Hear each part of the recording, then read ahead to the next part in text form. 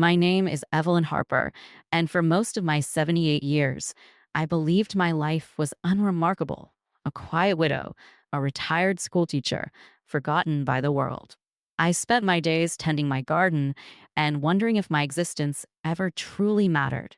But then, one ordinary morning, I died. In those fleeting moments, I was shown something extraordinary, a vast, divine tapestry where every small act of love I'd ever done wove into God's grand design. That glimpse of heaven didn't just change how I see my life, it saved my soul. It was a morning like any other, or so I thought. The sun was just beginning to rise, casting long golden beams over my small garden. The smell of damp earth and the soft rustling of leaves usually brought me peace, but that day I felt a heaviness I couldn't explain. I brushed it off as the weight of another long, lonely day. At 78 years old, life had become a predictable cycle, tending to my garden, watching the birds, and reading my Bible, though sometimes the words felt hollow. I couldn't help but wonder if my life, my quiet, ordinary life, had ever truly meant anything. I bent down to pull a stubborn weed, and suddenly, a sharp pain shot through my chest like a bolt of lightning. My vision blurred, and the world tilted. I tried to stand, to call for help, but my legs gave out beneath me. The last thing I saw before the world went dark was the sky above, a single bird cutting across the endless blue, so free, so distant. Then silence. When I opened my eyes, I was no longer in my garden. I wasn't anywhere I could recognize. Around me stretched an expanse of light and color, threads of every hue weaving in and out of each other, creating patterns that shimmered and shifted as if alive. There were no walls, no floor, no sky, just this endless, intricate tapestry. It pulsed gently, as if it had a heartbeat of its own. I should have been afraid, but instead, I felt an overwhelming sense of calm. It was like standing in the presence of something far greater than myself, something infinitely loving and vast. Evelyn Harper. A voice called out, clear and warm, but coming from nowhere and everywhere at once. I turned, and there he was, a figure cloaked in light. He wasn't a man, not exactly.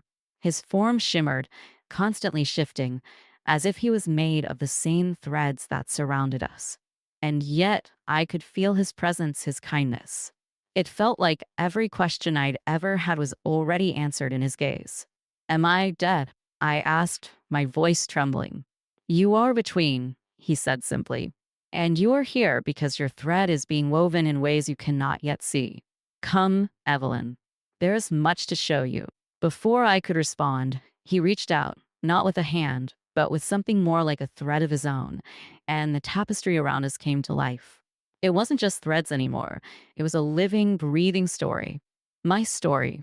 I saw myself as a child, shy and small, holding my mother's hand as we walked to church.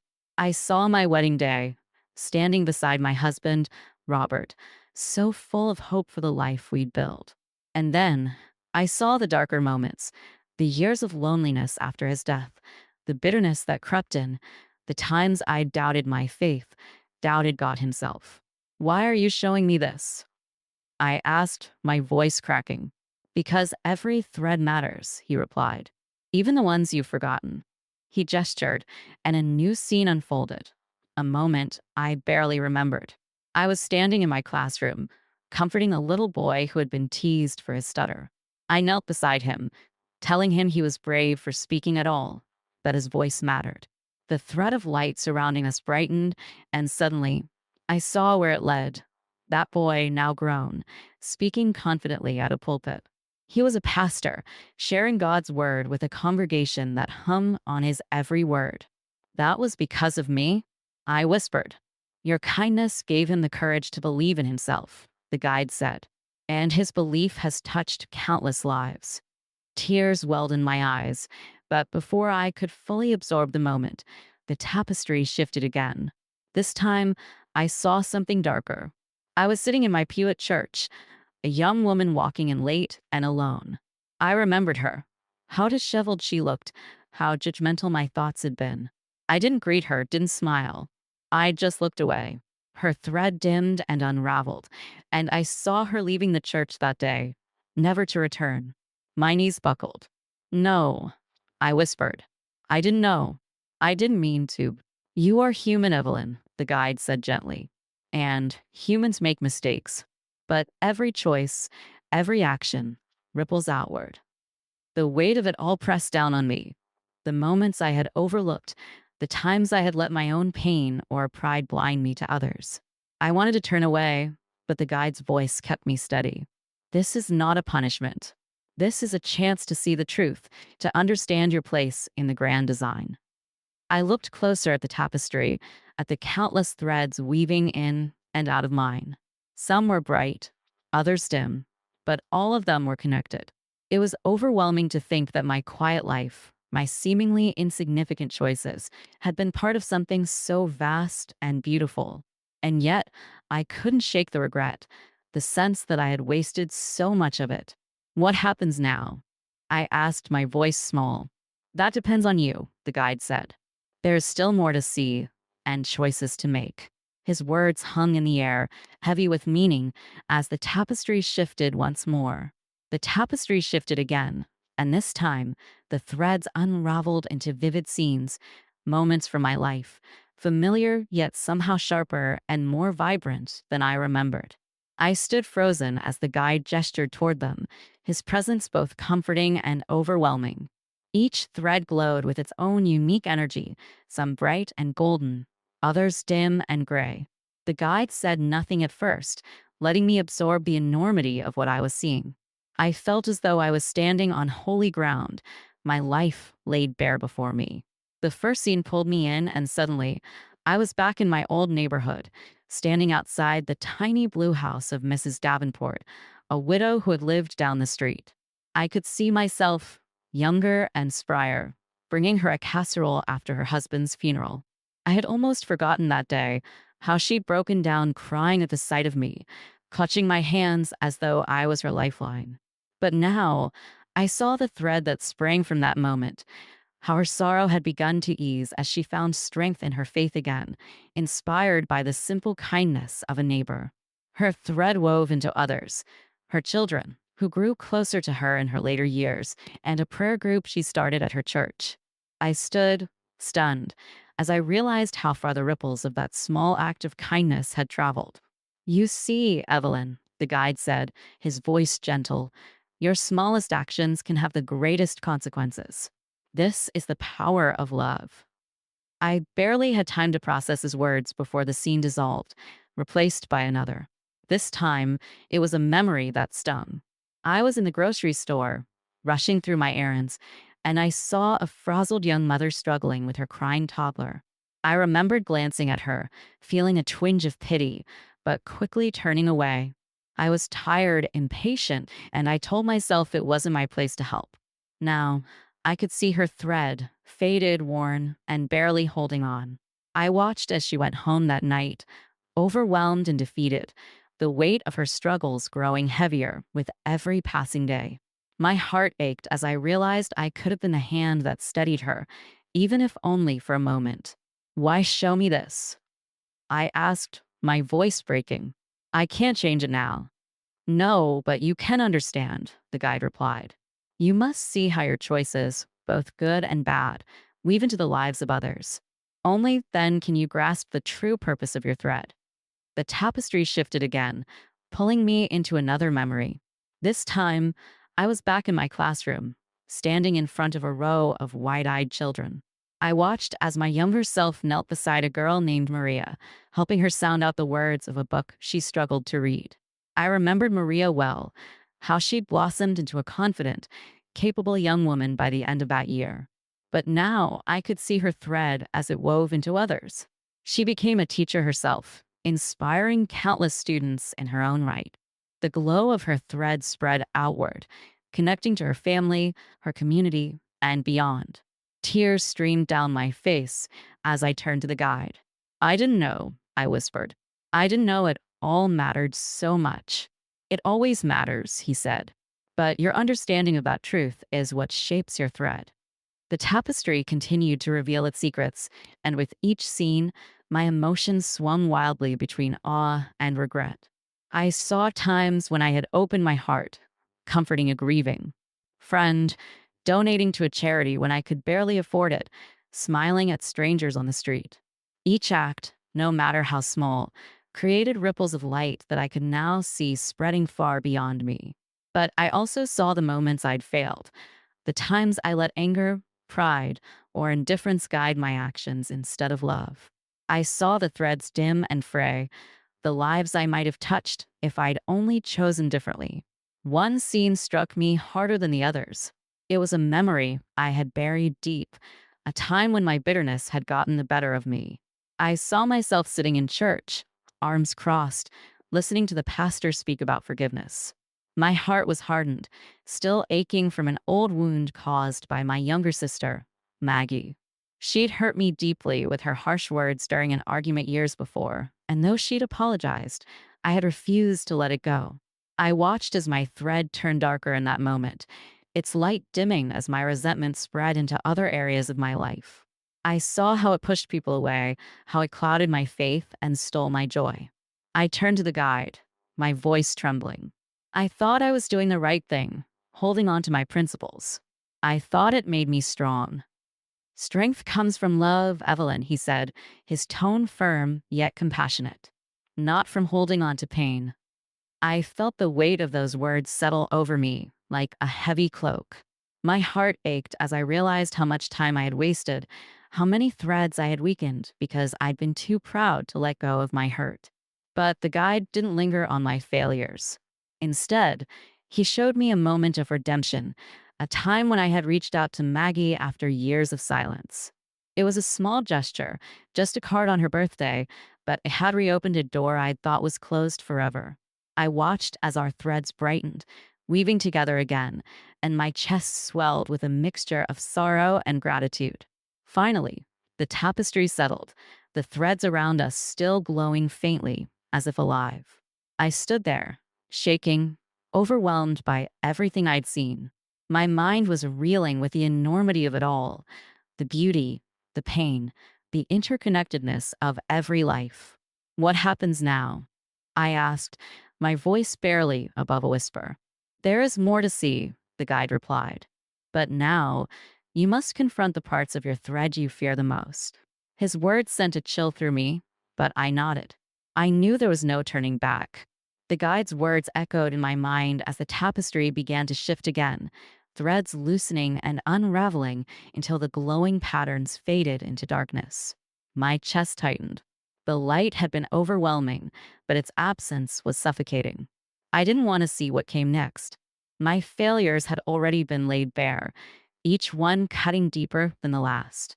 What could possibly be worse than what I had already seen? Why do I have to go through this? I asked, my voice shaking. You must face the moments where your faith wavered.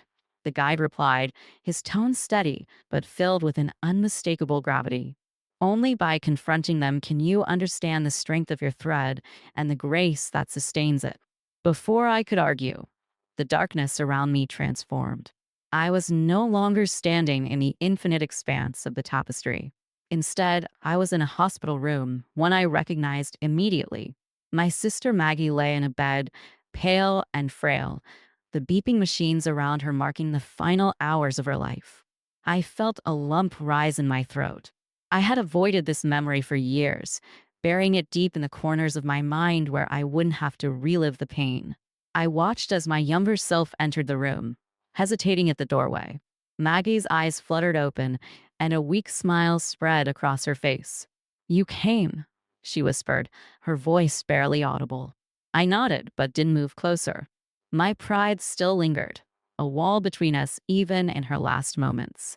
I remembered the bitterness I had carried into that room, the grudging sense of obligation that had brought me there instead of love. The guide stood beside me, silent, as I relived every excruciating detail. I saw the flicker of hurt in Maggie's eyes when I kept my distance. I heard the strain in her voice as she tried to apologize again, to make amends for the argument that had torn us apart. And I felt the crushing weight of my own coldness as I offered her only a curt nod in return. She died that night, and I had let her leave this world without the warmth of forgiveness. I failed her, I whispered, tears streaming down my face. I let my pride keep me from giving her the peace she needed. Look closer, the guide said. Reluctantly, I did. The scene shifted slightly, the threads of Maggie's life emerging like faint glimmers of light around her hospital bed. Despite my coldness, I saw how my presence that night had brought her a sliver of comfort. Even in my brokenness, just being there had meant something to her. Her thread brightened as it wove into those of her children, who found strength in her final words and carried her legacy forward. My actions had been flawed, but they weren't beyond redemption. You carry the weight of your imperfections, the guide said. But even in your failures, God's grace works through you. I wanted to believe him, but the guilt was overwhelming. I turned away from the scene, my chest heaving with sobs. Why does it have to hurt so much? I asked. Why can't I just let it go? Because you must understand the depth of grace to truly let it transform you, the guide replied. There is more to see. The hospital room dissolved, and I found myself in a church, standing at the back of a sanctuary. The pews were filled with familiar faces, family, friends, and students whose lives had intersected with mine. At first, I thought it was a memory of a funeral, but then I realized it was something else entirely.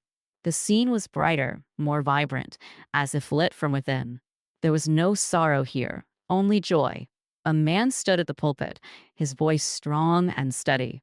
It was the boy I had once comforted in my classroom, the one who had struggled with his stutter.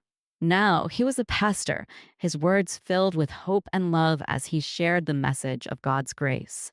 I watched as his congregation leaned forward, hanging on his every word. His thread shone brightly, and I saw how it connected to each person in the room, weaving into a tapestry of faith that stretched far beyond the walls of the church. You played a part in this, the guide said. Your kindness set his thread in motion. But I've done so much wrong, I said, shaking my head. How can one moment outweigh all the mistakes I've made? Because grace does not measure by your failures, the guide said. It redeems them. As the words sank in, the scene shifted once more, and I found myself standing at the edge of the tapestry again. This time, the threads shimmered more brightly than before, their patterns clearer and more intricate. I could see the connections now, the way every moment of my life, good and bad, had played a role in the greater design. My regrets still lingered, but they no longer felt insurmountable. I began to understand that my thread, no matter how flawed, was part of something infinitely beautiful. What happens now? I asked, my voice steadier than before. There is still more to confront, the guide said. But you are beginning to see the truth. Your thread is not defined by its imperfections. It is defined by the love and grace that bind it to the rest. I nodded, my heart heavy but hopeful. I wasn't sure what lay ahead, but I knew I had to keep going. The tapestry was still weaving, and my journey was far from over. The tapestry shimmered once again, pulling me into yet another memory. But this time, I felt a chill. The threads surrounding me were darker, muted, as though the light within them had dimmed. My chest tightened as I realized I wasn't just revisiting the past. I was walking into the moments I feared most, the times when I had doubted not only myself but God. The scene materialized slowly, the colors bleeding together until I recognized the familiar walls of my childhood church. I was sitting in the back pew, my arms crossed tightly over my chest, bitterness radiating from me like a storm cloud. It was just after Maggie's death. I had come out of obligation, dragged there by well-meaning friends who thought a sermon would ease my grief. Instead, the pastor's words about surrendering to God's will only stoked my anger. Surrender? To the God who had taken my sister, the one person who had understood me better than anyone else? I clenched my fists as I watched my younger self, remembering every sharp thought that had run through my mind. This was the moment your faith wavered, the guide said softly, standing beside me. His presence was steady, unchanging, but I could feel his sorrow for me. I was so angry, I admitted. I couldn't understand why he let it happen. Why Maggie had to die when she was so full of life, so full of love. You let your pain harden into blame, the guide replied. But even then, God's grace never left you. I shook my head, tears welling in my eyes as I watched myself sit through that sermon with a heart as cold as stone.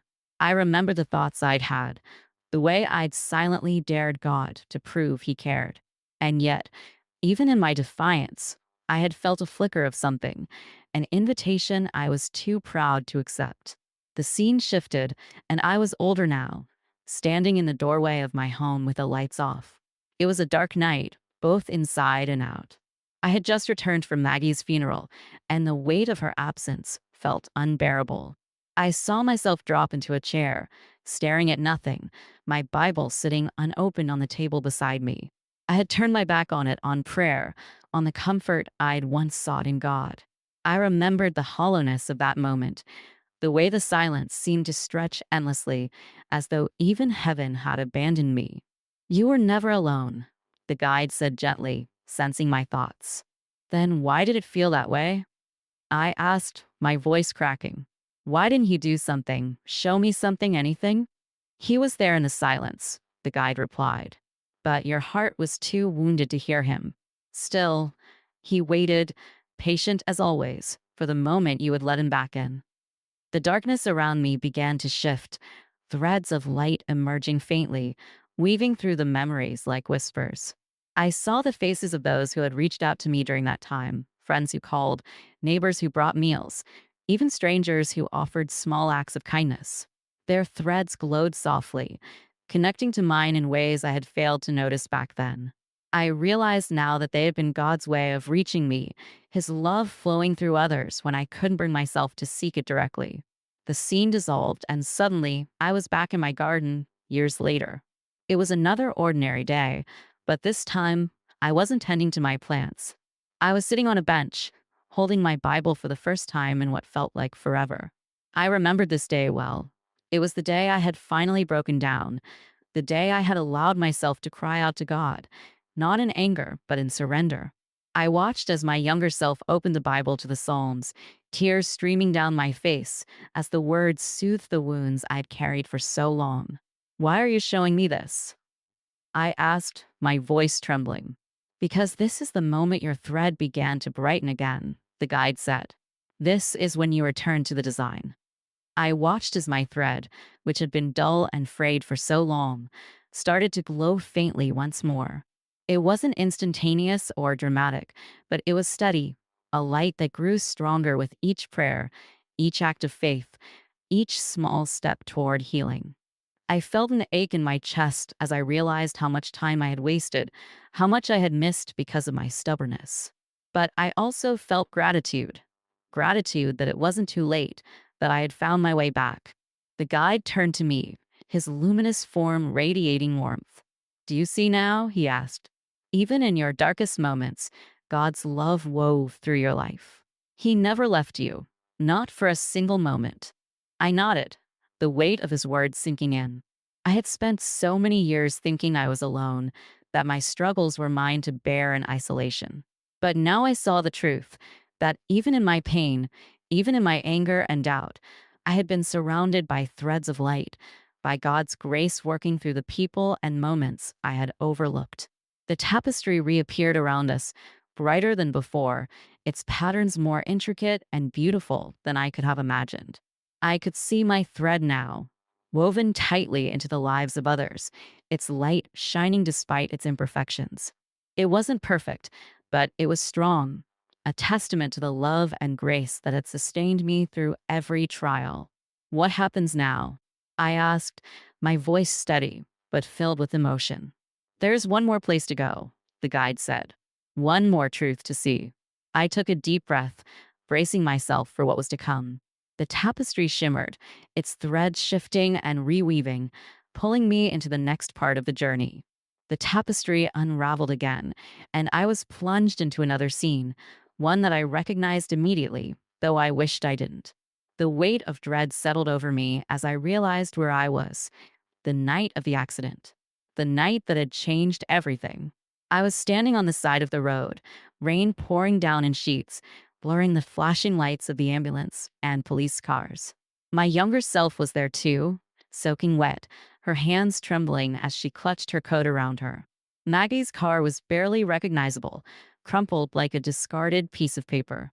I could hear the muffled voices of the paramedics as they worked frantically, but I already knew how this would end.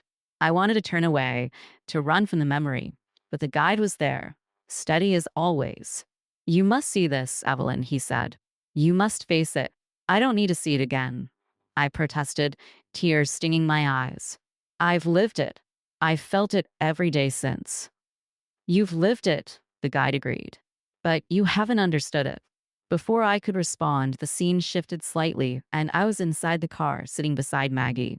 Her face was pale, her breath shallow, but her eyes were open, fixed on something I couldn't see.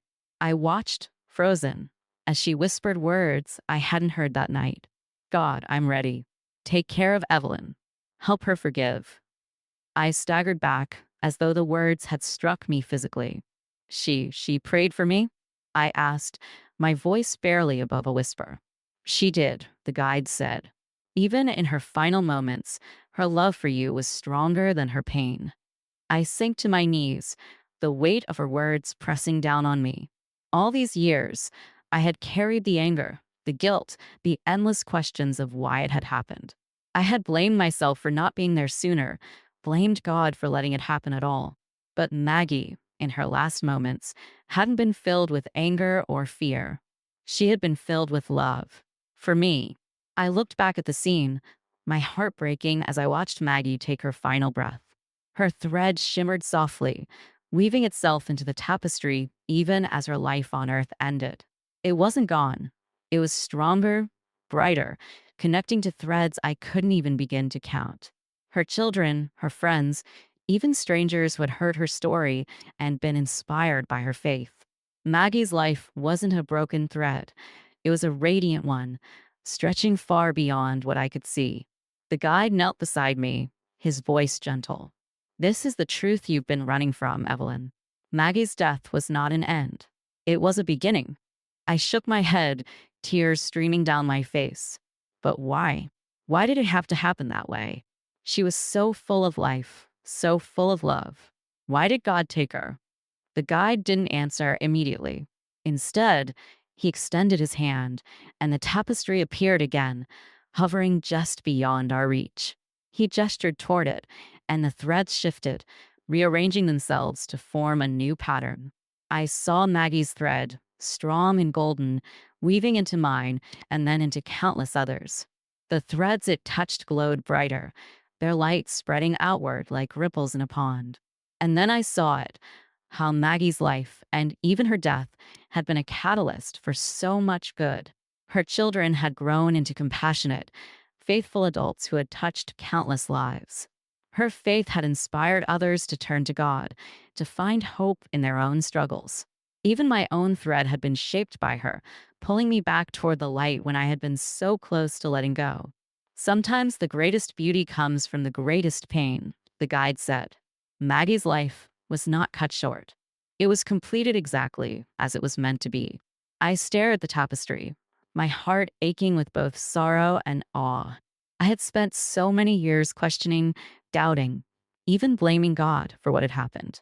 But now I could see the truth. Maggie's life had been a gift, not just to me, but to so many others. Her thread hadn't unraveled. It had strengthened the entire design. But why couldn't I see this before? I asked, my voice trembling. Why did it take me so long to understand? "Because you were blinded by your pain," the guide said. "And because some truths can only be revealed when you are ready to receive them." I nodded, the weight of his words sinking in. For so long, I had clung to my anger, my guilt, my endless questions. But now, for the first time, I felt those burdens begin to lift. I looked back at the scene, at Maggie's peaceful face, and felt a wave of love wash over me. She wasn't gone. She had never been gone.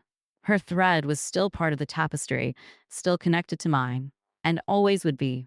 The scene began to fade, the rain and flashing lights dissolving into the shimmering light of the tapestry. I stood, my heart still heavy, but no longer broken. The guide turned to me, his expression serene. "Do you see now, Evelyn?" he asked. Even in the moments of your greatest pain, God's love was at work. His plan is not always clear, but it is always good. I nodded, my voice steady. I see it. I don't understand all of it, but I see it. The guide smiled, and the tapestry began to shift again, the threads rearranging themselves into new patterns. I could feel the journey wasn't over yet, but for the first time, I wasn't afraid. I was ready to face whatever came next. The tapestry began to shift again, its shimmering threads twisting into something brighter, something fuller. I felt a strange sense of anticipation, like standing on the edge of a cliff and knowing you were about to leap, but not knowing what lay below. The guide stood beside me, silent now, but his presence radiated calm. I could feel that this was the final step, the moment everything had been leading to. The threads came together in a dazzling light, and I found myself standing in a field, the air warm and fragrant with the scent of wildflowers. It was unlike anything I had ever seen on Earth. The sky above wasn't just blue. It was alive, its hues shifting and glowing as if it was breathing. The light wasn't just light. It was peace and love and warmth all wrapped together. I felt it seep into my very being, filling every part of me with a sense of belonging I hadn't realized I was missing. I turned and saw people walking toward me, familiar faces, glowing with a radiance that made my heart ache with joy. My parents were there, their expressions filled with love and pride. Friends I hadn't seen in decades waved to me, their laughter ringing like music in the air. And then I saw her, Maggie. She looked exactly as I remembered her in our happiest days, her eyes sparkling, her arms outstretched. I ran to her without hesitation, and she embraced me, holding me tightly as though no time had passed. "You're here," I whispered, tears streaming down my face. "You're really here." "I've always been with you," she said, her voice soft but steady. "You just couldn't see me." I pulled back, searching her face, overwhelmed by the love that radiated from her. "I'm so sorry," I said, the words tumbling out before I could stop them. I held on to so much anger, so much pain. "I thought I lost you." "You never lost me," Maggie said, her hands gripping mine. "And I forgave you long before you ever needed to ask. You've carried so much for so long, Evelyn. It's time to let it go." I nodded, the weight of her words sinking deep into my soul. She smiled and stepped back, her presence merging with the field around us, as if she was both here and part of something greater. My heart ached to stay with her, but I knew this moment wasn't meant to last forever. The guide appeared again, his form glowing even brighter in the light of his place. "You've seen the beauty of your thread," he said, his voice resonating like a melody. "But there is one more thing you must see."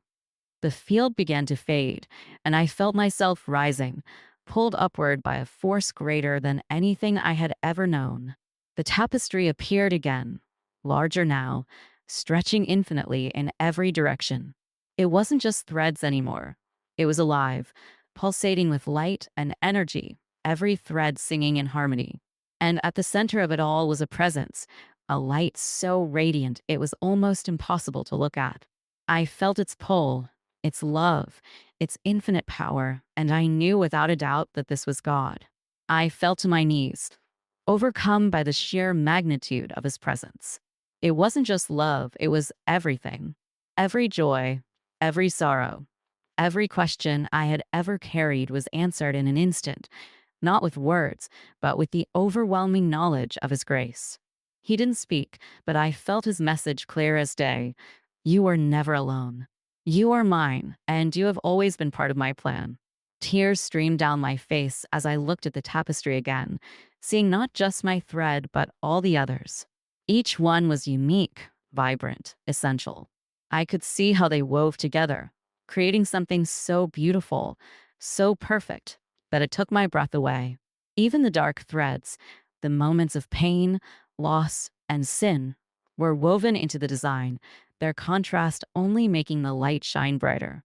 It was a masterpiece, a symphony of lives all connected by his love. I turned to the guide, my voice trembling. "How can I be worthy of this? After everything I've done, all the ways I've fallen short. Grace, the guide said simply. It was never about being worthy. It was always about accepting the love that was freely given. The truth of his words settled over me like a warm embrace. I had spent so much of my life striving, doubting, carrying burdens that were never mine to bear. And yet, here I was, part of something so much greater than myself. Not because I had earned it, but because I was loved. The light began to dim slightly, and I felt the pull of the tapestry easing. The guide turned to me, his expression kind but firm. "It is not yet your time to stay," he said. "Your thread still has more to weave." My heart sank, the thought of leaving this place almost unbearable. But what if I fail again? I asked. What if I forget what I've seen? You won't forget, the guide said. And even if you stumble, grace will catch you. You are part of the design, Evelyn, and your thread is stronger than you know. The field, the light, the tapestry, all of it began to fade, and I felt myself being pulled back. The warmth lingered, the love still wrapped around me like a cloak, but the sights and sounds of heaven were replaced by something else. Beeping, voices, the sterile smell of a hospital room. I opened my eyes, gasping for air, the faces of doctors and nurses hovering above me. They were shouting something about a miracle, about how I had come back after being gone for 6 minutes. But all I could do was smile. I knew where I had been. I knew what I had seen. As I lay there, tears streaming down my face, I felt a peace I had never known before. My life wasn't over. My thread still had work to do.